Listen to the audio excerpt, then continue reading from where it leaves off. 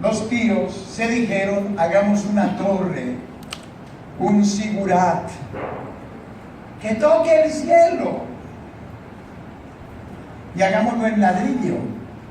O sea, no se usaba hacer estos sigurat, eran torres, se han encontrado muchas en la Babilonia antigua, con el ladrillo cocido, y que toque el cielo, de tal manera que no nos dispersemos, hagamos un imperio. El sigurat tenía como propósito, lo construían por pisos, y se creía por parte de los babilonios que en el último piso podían agarrar al dios Marduk y lo apresaban y le hacían hacer a ese dios lo que ellos querían.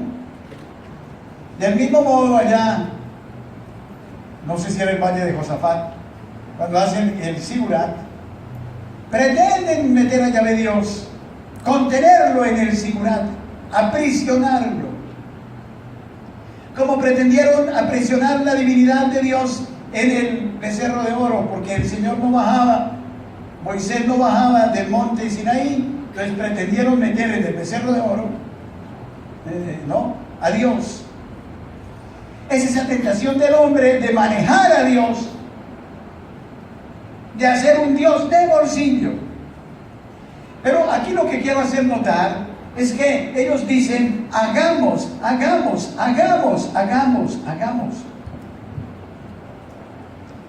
Dejemos ahora aquí, ya preparémonos a Pentecostés. En el día de Pentecostés, cuando ya Pedro, tomado por el Espíritu, habla con una unción tal y muestra el error y el horror de la condena a Jesucristo, el Espíritu Divino a través de Pedro atraviesa los corazones de las multitudes. ¿Y qué es lo que exclama la multitud? ¿Qué tenemos que hacer? Notemos que hay una diferencia sustancial entre la Torre de Babel y Pentecostés. Hagamos. ¿Y ese hagamos a qué lo llevó? A la vanidad. Lo llevó a que sus lenguas se confundieran. Lo llevó a creerse muchas cosas. Y cuando uno se cree muy importante y muchas cosas, comienza la competencia y la rivalidad. Y eso también se ve mucho en las parroquias. Espero que aquí no, yo hago esto, yo hago lo otro, yo, y no se meta ahí, afuera. Y esos celos y esas cosas que se arman. No me toques aquí mi islita, porque es que esto es mío y yo tengo que figurar. ¿Usted quién es para venir a quitarme eso? ¿No? Eso suele suceder cuando nos apoyamos más en las seguridades humanas que en Dios. Bueno, y es ahí en estos dos textos, Torre de Babel, Pentecostés, donde se establece la diferencia. ¿Creemos en el infinito amor de Dios? Entonces, dice el catecismo que le debemos a Él obediencia filial. Lo que tenemos que hacer siempre es preguntarle al Señor: ¿qué quieres que hagamos, Señor? El primer paso sería que como comunidad de creyentes duráramos una semana o un mes o un año, lo que quieran, preguntándole al Señor como el orante, con las manos vacías y con la total disposición: ¿qué quieres, Señor? Pero no es hagamos. No, nosotros ahora nos hemos vuelto expertos en megalópolis, y entonces el análisis de la realidad de la comunidad flotante, la semiótica, hacemos unos lenguajes sociológicos elaboradísimos, los sectores deprimidos, los sectores de los comerciantes, los sectores de los que viven aquí y se van por allá, con unos discursos sumamente abstrusos y complejos del análisis de la realidad, caminar la calle, subirnos al bus, experimentar, nos la pasamos en eso, en la propia piel, y cantidad de cosas. Espiritualidad sí, porque es que al fin y al cabo, pues claro, somos iglesia, hay que ponerle un tintico de espiritualidad a la cosa, nombremos al Espíritu Santo. Es claro, porque es que hay que ponerlo de todas maneras. Yo me acuerdo cuando comenzó el plan en Bogotá, Radio María, mandamos una delegación y lo que dijimos era que lo primero que se necesitaba era la espiritualidad, y se rompieron las vestiduras y me dijeron: ustedes están locos, no tienen los pies en la tierra. Y entonces terminamos en la papelorum progressio, pero no en la populorum progressio. Y más papeles, y más papeles, y más papeles, pero no se ora. Y no se le pregunta al Señor qué es lo que Él quiere. Entonces establezcamos las diferencias entre hacer las obras para Dios y hacer las obras de Dios. Bueno, confieso que yo he caído muchas veces en las obras para Dios, muchas veces. Anita lo sabe, que cuando he caído, y varias veces he caído en las obras para Dios, la Virgencita me ala los oídos y me dice, y me lo hace probar, porque es que no es un santo el que les está hablando, precisamente, un hermanito, no más. Pero, volviendo a esto, la primera convicción, así un clavo fijo que nos tenemos que meter, es que solo importa hacer lo que Dios quiere, no lo que a nosotros se nos ocurre. Y esto vale para la familia, vale para todo, no solo en ámbito, ¿no? ¿Qué es lo que tú quieres? Nos tenemos que convencer en esta noche, si me creen, yo respeto sus decisiones, que lo único que vale la pena es lo que Dios quiere.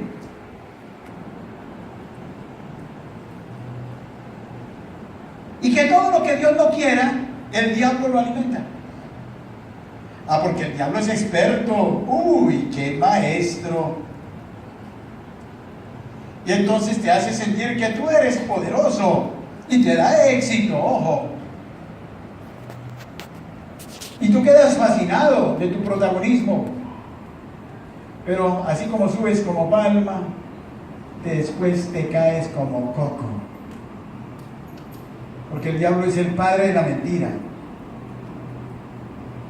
El diablo lo único que hace es exacerbar nuestra vanidad, el orgullo, la soberbia, el afán de poder. Aquí mando yo. Y detrás de eso todos los abusos del poder, que los estamos viendo todos los días. Cualquier obra que no sea la que el Señor quiera es vanidosa, por bella que parezca. Es un auténtico veneno para nosotros y para la iglesia. Es una obra soberbia.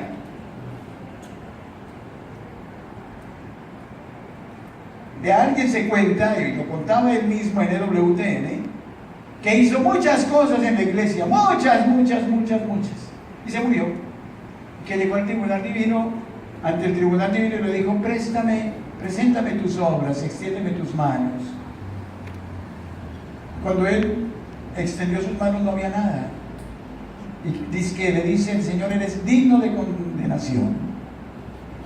Le dice: pero ¿cómo, Señor, si yo trabajé para ti toda la vida? No, trabajaste para tu gloria.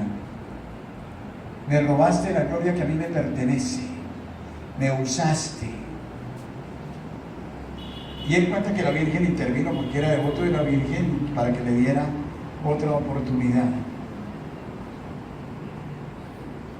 Todas las obras que Dios no quiera, Dios no las quiere y no las puede aceptar. Entonces el primer afán es decirle: Señor, ¿qué quieres? Señor, te doy la libertad que aquello que tú no quieras lo deshagas en 1000 pedazos. Señor, tú sabes que yo soy terco, soy caprichoso, tú sabes que quiero hacer lo que se me da la gana. Eso todo lo llevamos, no se preocupen. Todos llevamos el hombre viejo, y el hombre viejo va a morir una hora después, porque todos tenemos nuestros caprichos, nuestros ángulos oscuros, todos. Pero se trata de decirle con firme voluntad: Señor, te doy la libertad de que dispongas de mi vida como quieras, cuando quieras, y deshagas lo que no es tuyo. Este es otro otro modo de limpiar ductos.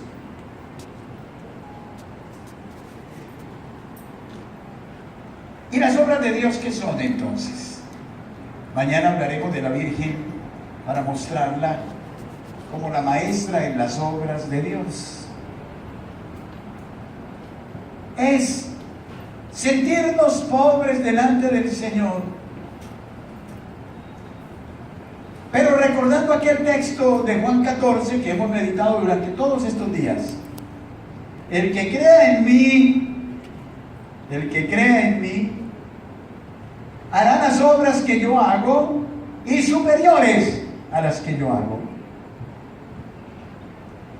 Y el que crea verdaderamente en mí, no lo juzgaré, se salvará y hará obras superiores a los que yo hago.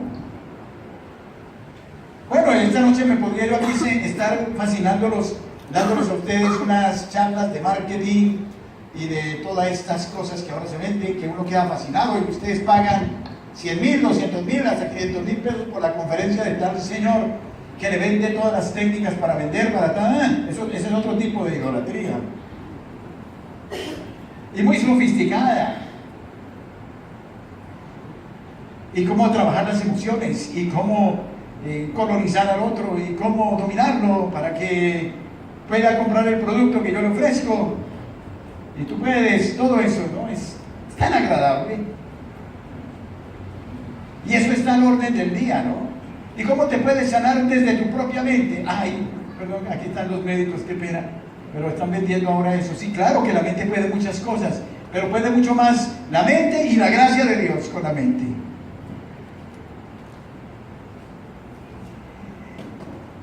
Entonces,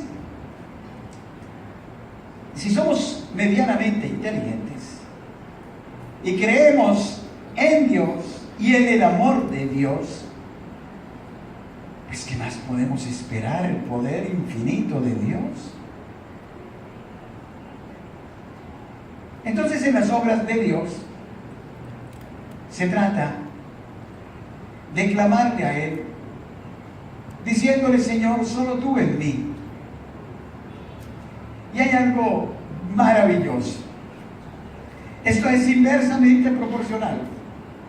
Mientras la nueva era te vende la idea, tú puedes, tú eres capaz, tú logras, tú, en esta auténtica espiritualidad cristiana que nos han enseñado los santos a través de los siglos y los grandes maestros y María Santísima, tú te haces más débil, más débil, más débil, más necesitado de Él, más necesitado de Él, y Él en ti opera todo su poder en ti, que tú mismo quedas fascinado de todo lo que Él hace a través de ti. No sabes a qué hora lo hace, pero lo hace. Y tú quedas fascinado, y tú lo único que puedes decir es que el Señor es un maestro de psicología y de pedagogía en el Evangelio, ¿no? Lo que Él nos dijo: siervo inútil soy, he hecho lo que tenía que hacer. Eso es lo más fascinante. Yo lo experimento mucho en la radio. Todos somos lo más inexperto que se puedan imaginar. No somos periodistas, comenzando por eso. E incluso en cuestión de economía y de empresa, uy, Dios mío, las metidas de pata. Pero lo único que hacemos es decirle a la Virgencita: toma nuestra nana, preséntatela a tu hijo, sé tú en nosotros. Y nos quedamos maravillados. Yo no sé, como 4 locos llevamos Bogotá, Medellín, Cali, Barranquilla, Manizales, Turbo, Urrao, Aguachica, y emisoras arrendadas en Bucaramanga, Pereira, Ibagué, Socorro. Y lo más importante, tenemos paz en nuestro corazón y el pan de cada día. Y la gente se convierte. Perdónenme, soy como fariseo esta noche, ¿no? Exponiendo mis propios locales, pero no es mío, no es lo mío, porque yo hubiera acabado con eso. Es la Virgen. Y aquí está la revolución y la novedad. Qué chévere que la trabajáramos así. Es primero convencernos entonces que solo vale la pena lo que Dios quiere. Es que tú, aquí vamos a cambiar otro elemento falso de nuestra espiritualidad cristiana. Es como si el Señor está allá y yo estoy aquí. Y siempre lo miro allá y yo estoy acá. Como si fuera una relación de dos sujetos distintos. Y San Agustín nos invita a otro modo de mirar. Es más yo experimento la necesidad de Él, más Él en mí. Él en mí, no, Él no está afuera, está en mí. O en otros términos, para que nos entendamos mejor, para hacerme entender mejor. Nosotros somos esa computadora magnífica con ese disco duro de alta memoria, con las capacidades óptimas. Pero ¿de qué sirve una computadora maravillosa si no tiene un software, un programa? Somos ese disco duro maravilloso, esta computadora de última generación, hecha para que dejemos pasar a través de nosotros el software de Dios. Y por eso el Señor nos dio memoria, inteligencia, voluntad. Nos dio las virtudes teologales, fe, esperanza y caridad. Nos dio las virtudes cardinales, justicia, templanza, prudencia y fortaleza. Nos dio todo. Nos dio absolutamente todo. Ya estamos dispuestos. ¿Para qué cosa? Para dejar pasar el fuego del Espíritu a través de nosotros. Y entonces, por eso, fíjate que ya no eres tú el que vences, propuesta nueva era, sino que es Jesucristo en ti. Y cuando tú aceptas este camino y aceptas el amor de Dios, tú te vuelves como una lupa que concentra todo el amor de Dios, y esa lupa pasa, esa luz pasa concentrada y quema y transforma radicalmente. Tú estás hecho para dejar pasar a Dios a través de ti. Pero para eso tú tienes que previamente abandonar todo lo que no es, para dejar que sea Él en ti el que lo haga. Y entonces el Señor, más temprano que tarde, te va a decir lo que tienes que hacer. ¿Y cómo te lo dice?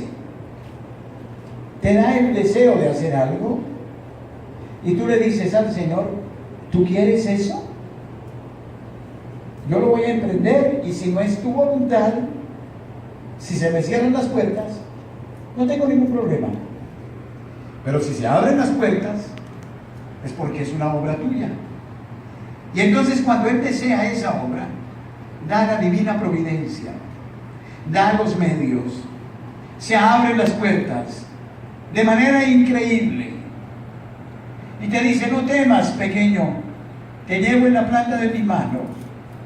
Y te hace hacer empresas que ni siquiera te imaginas. Y sin embargo, Él, desde tu nada, Él es el todo. Porque es que el Señor no necesita de nuestra fortaleza. Dice un gran obispo mexicano que ya está en camino de santidad, Monseñor Martínez, que Dios odia nuestras fortalezas, porque nuestras fortalezas impiden la fortaleza de Dios en nosotros. Y por ende, cuanto más pobres de espíritu, por eso la primera bienaventuranza dice: dichosos los pobres de espíritu, porque de ellos es el reino de los cielos. Miren qué contradicción aparente, qué paradoja. Dichosos los pobres de espíritu, porque de ellos es el reino de los cielos. Entonces tú estás llamado a dejar pasar el poder de Dios a través de ti. Si lo entendieran nuestros políticos, ¿no? Nuestros mandatarios, en lugar de estar recurriendo a otras prácticas, ¿no?, se dejaran invadir del poder de Dios. Qué cosa tan extraordinaria. ¿Cómo? Si se dejan invadir por Dios, no pueden robar. Y eso es lo que ellos buscan. Tiene toda la razón. Esa es una idolatría, ¿no? La plata, el dinero. El dinero es un muy mal patrón. es un muy buen servidor. Y además que se termina idolatrando el dinero, pues qué jartera, ¿no es cierto? A la hora de la verdad. Bueno, entonces, dentro de este orden de cosas, cuando tú eres instrumento de las obras que Dios quiere, Dios las mantiene, Dios las sostiene. Y como son obras de Dios, así tengamos que pasar nosotros, las obras quedan y permanecen en el tiempo. Y dan gran brillo y dan gran honor a la iglesia. Cuando las obras no son de Dios, y miremos por ejemplo que hay un criterio absurdo y es dinero, allá volvemos a lo mismo del hermano, dinero, dinero, dinero, dinero, dinero, pero dinero, dinero, dinero, dinero, dinero. Entonces terminamos adorando al Dios dinero, pero no al Dios verdadero. Tranquilos, así me digan ustedes que no tengo los pies en la tierra, pero les aseguro que si ustedes buscan a Dios, viene más dinero, mucho más, o viene, diríamos, el suficiente. Y en esa actitud entonces ya nadie es protagonista de novela, ni es una carrera al protagonismo. ¿Por qué voy a decir otra verdad? Perdónenme si estoy hiriendo susceptibilidades, como no los conozco me atrevo. La iglesia no es para figurar, sino para servir. Hoy por hoy, digámonos la verdad, hay muchos movimientos apostólicos por ahí, nos encantan unos de grandes tradiciones y prosopopeas, y estar ahí, y entonces vamos ahí, pero no vamos precisamente por el amor a Dios, sino que vamos porque es que está el doctor fulano, la doctora fulanita, el señor no sé quién, y entonces hay que figurar. Y en eso somos los colombianos expertos, hay que estar en los 3 o 4 movimientos, porque es que allí van la florinata de la sociedad. Y entonces hacemos de los movimientos un tráfico de influencias. Y aunque somos caritativos, claro que somos caritativos, pero somos elitistas. Este círculo, aquí no se mete nadie. Aquí viene otro círculo y otro círculo, pero yo tengo que estar allá. Y claro, nosotros